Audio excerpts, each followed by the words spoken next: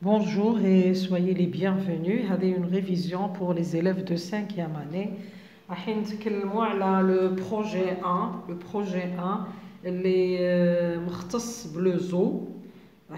عندنا في les actes de parole عندنا décrire un animal ولا présenter l'état d'un animal، يعني نقدموا حيوان ولا نوصفوا حيوان. بالنسبة للحيوانات عندنا لي زانيمو سوفاج وعندنا لي زانيمو دوميستيك على حسب الكتاب. الاسماء اللي ذكرت في الكتاب المدرسي سواء في تاع القراءه ولا في لي زاكتيفيتي، كاين بزاف حيوانات لازم التلاميذ يكونوا يعرفوا الحيوانات هادو اللي هما لا غازيل، لو شامو، لو درومادير، لو سانج، لا جيراف، ليليفون، لو بيروكي، لو شيان، la vache, l'ours, le fennec, le zèbre, le lion, le cheval, le chat, le lapin, le tigre, le rossignol, etc. l'ours كاين مجموعة كبيرة من الحيوانات ذكرت في الكتاب. إذن واش معناها؟ ممكن يعني التوقعات تاعنا رايحة تكون من هذه الحيوانات المذكورة. أنا جبت لكم بعض المواضيع، شرحت لكم كيفية كتابة فقرة عن الحيوان بالنسبة لتلاميذ السنة الخامسة. الفقرة لا تتفاوت 4 أو 5 جمل، نعتمدوا على 4 جمل اللي عطيتهم لكم مع الجملة تاع الختام. تقدروا ترجعوا لفيديو السابقة. اليوم راح نعطيكم بعض النماذج من الفقرات. عندنا الفقرة الأولى على لورس. L'ours est un animal sauvage. دايما الجملة تاع المقدمة نخلي هذاك البايض، العنوان دايما نكتبوه، نخلي البايض لا لينيا قبل ما نبدا الانترودكسيون. نقول l'ours est un animal sauvage. هذه الجملة تاع البداية لازم نذكروها في أي موضوع خاص بالحيوانات. إذا كان دوميستيك نقول دوميستيك، إلا متوحش نقول sauvage. L'ours est un animal sauvage. نعاود نرجع لو ديفلوبمون، نزيد نخلي الفراغ. il vit au Canada et en Alaska، يعني يعيش في كندا وفي ألاسكا، جبال ألاسكا. il se nourrit de végétaux, poissons, insectes.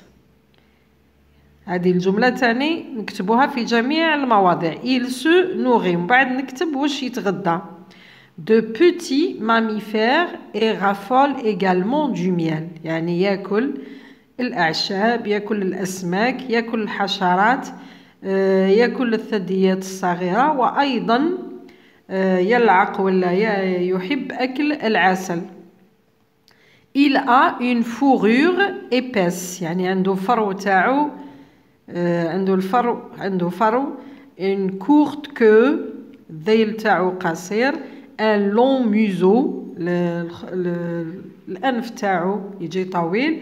et des oreilles rondes، وأذنين مستديرتين. نروحوا درك لا كونكلوزيون، كتبوا الجملة الختامية، نعطيو ميزة من مميزات هذاك الحيوان. cet animal court très vite، هذا الحيوان يجري بسرعة. نشوفوا موضوع آخر على لا غازيل. كيف العنوان لازم نكتبوه، خليو البياض. لا غازيل est un animal sauvage. الغزالة هي حيوان متوحش. elle vit dans le désert، تعيش في الصحراء. elle a un corps svelte, le plus souvent fauve et blanc، يعني الجسم تاعها سفالت، يعني لا طاي تاعها مليحة، وعندها لا كولور تاع الجلد تاعها هو يكون بين الأبيض والبني المائل إلى الأحمر. دي بات فين، الأطراف رقيقة. ان لون كو، الرقبة طويلة. elle mange des plantes، تأكل النباتات. نروحوا لا كونكلوزيون، نعطيو صفة من صفاتها. نقولوا لا غازيل se déplace rapidement، الغزالة تتنقل بطريقة سريعة. نشوفوا موضوع واحد آخر. عندنا le fennec. le fennec est un animal sauvage. كما راكم تلاحظوا كل التعابير فيها نفس الجمل. عندنا الوصف تاعو، أين يعيش، ماذا يتغدى، وماذا يملك الأعضاء تاع الجسم تاعو، ثم في النهاية نعطي دائما جملة ختامية. Le fennec est un animal sauvage، حيوان متوحش. Il habite le désert، يسكن في الصحراء. Il se nourrit de souris, de lézards, insectes et des fruits. يعني يتغذى على الفئران les souris, les lézards السحلية et les insectes الحشرات et même des fruits وأيضا الفواكه. Son poil est roux، يعني اللون تاع الفرو تاعو يجي في الأحمر. Son museau est fin et long، الأنف تاعو طويل رقيق وطويل. Ses oreilles sont grandes وأذنيه كبيرتين et triangulaires، يعني شكلها على شكل تكون على شكل مثلث. نشوفوا حيوان آخر le dromadaire. Le dromadaire يعني الجمل. Le dromadaire est un animal domestique، هو حيوان أليف يعيش مع الإنسان. Il vit dans le désert، يعيش في الصحراء. Il se nourrit d'herbes, de plantes et de feuilles d'arbres، يتغذى على النباتات، على الحشائش والنباتات وأوراق الأشجار. Il a une bosse، عنده حدبة واحدة. Un long cou، رقبة طويلة. Et de longues pattes terminées par 2 doigts، وأطرافه طويلة تنتهي بأصبعين. Le dromadaire court très vite، الجمل يسير بسرعة ولا يجري بسرعة. شوفوا le crocodile التمساح. Le crocodile est un animal sauvage، حيوان متوحش.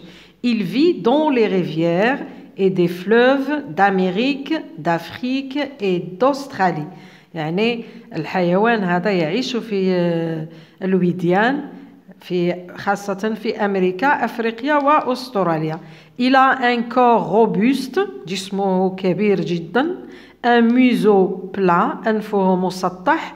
Sa peau est recouverte d'écailles، الجلد تاعو مغطى بحراشف. Il est très dangereux، هو خطير جدا.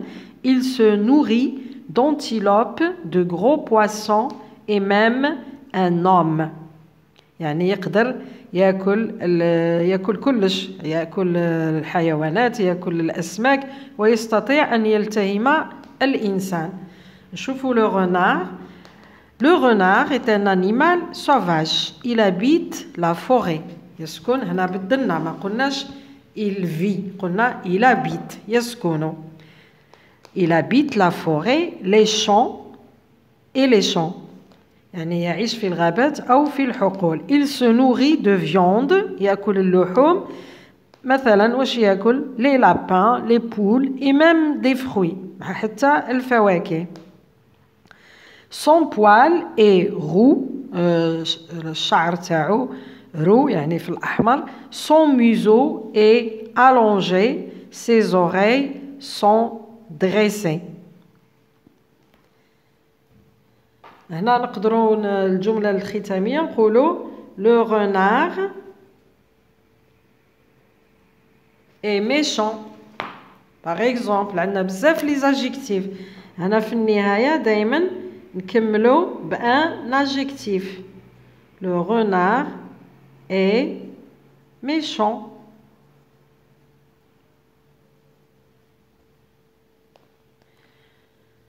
Merci de m'avoir écouté. À la prochaine.